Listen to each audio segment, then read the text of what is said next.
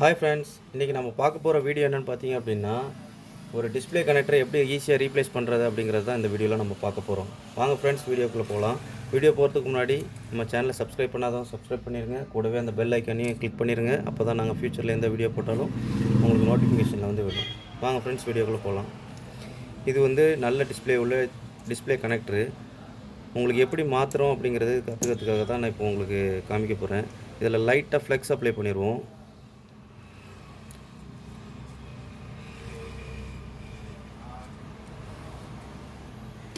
Apply பண்ணியாச்சு. இப்போ வந்து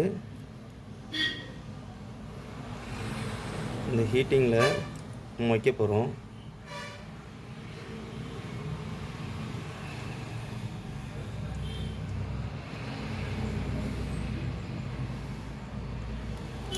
பாருங்கள் ஃப்ரெண்ட்ஸ், டிஸ்பிளே கனெக்டர் டேமேஜ் இல்லாமல் எடுத்தாச்சு.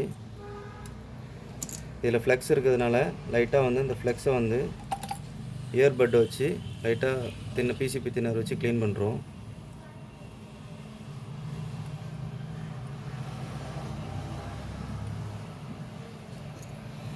திருப்பி ரீஃபிக்ஸ் பண்ணுறதுக்கு ஹீட் கொடுக்குறோம்.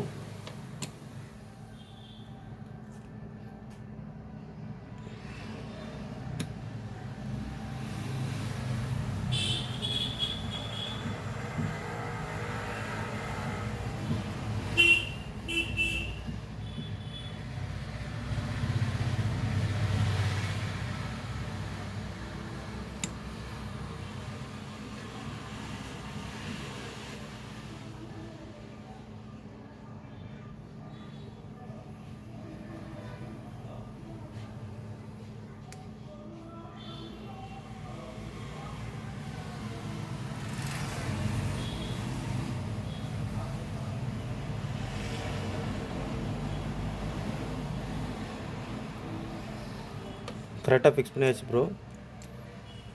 கொஞ்சம் ஹீட் ஆகட்டும். ஹீட் ஆனதுக்கப்புறம் அப்படி ஷேக் பண்ணாமல் அப்படியே நைஸாக எடுத்துடணும்.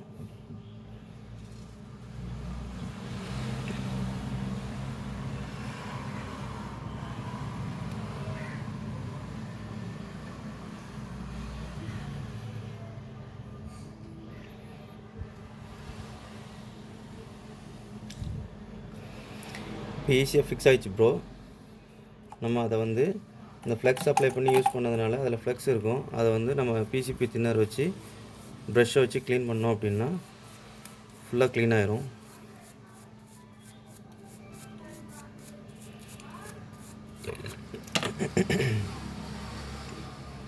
அவ்வளோ ப்ரோ.